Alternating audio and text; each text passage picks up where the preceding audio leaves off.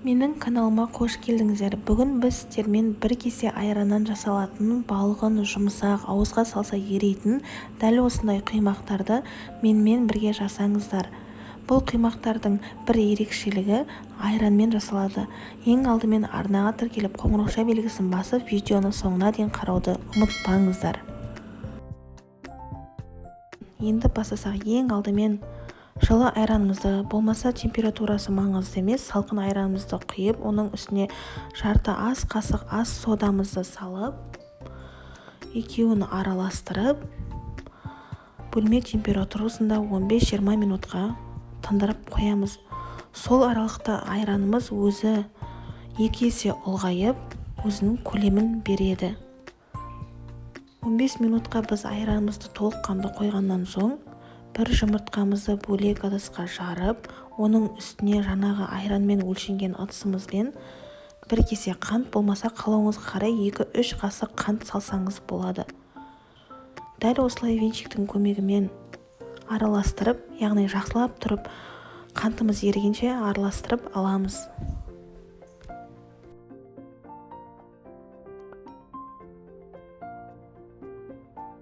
Дәл осы видеода көрсетілгендей жақсылап тұрып араластырып аламыз, дәл осылай аппақ көпіршік болғанша. Енді осыдан кейін жасайтын біздің жұмысымыз жаңағы 2 есе көлемі үлкейген айранымыздың үстіне жаңағы араластырылған жұмыртқалы массамызды салып, асықпай жақсылап тұрып араластырып аламыз.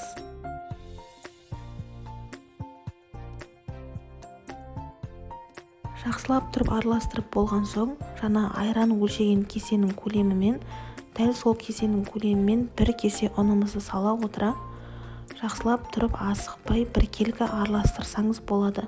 Бұл жерде мен ұнды илектен өткізіп алып жатырмын. Ұнды илектен өткізген өте жақсы болып шығады. Дәл осылай араластырып алсаңыз болады.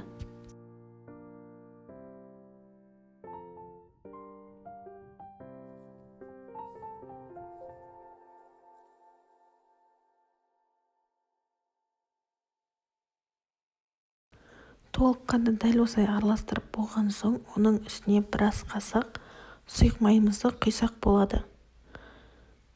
Дәл осылай сұйық майды құйған соң, лопатканың болмаса венчиктің көмегімен сұйық майымыз жұмыртқалы массамызға біріккенше дәл осылай араластырып аламыз. Дәл осы видеода көрсетілгендей, қаймақтың қамырындай дәл осындай сұйық қамыр шығады. Жақсылап тұрып араластырып, оны бір қасық ожауымыздың көлеміндей құйып, асты жабыспайтын табаға толыққанды пісіріп аламыз. Піскенін дәл осындай бетіне пузырьктар шыққанда білеміз, және осыны лопатканың көмегімен бетін үстіне қаратып, үстінің астына қаратып толыққанды пісіріп аламыз.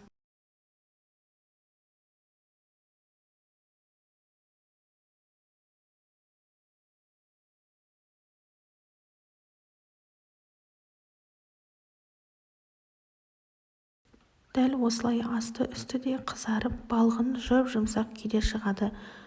Құймағымыздың бетін өзіңіздің қалауыңызға қарай әрлесеңіз болады.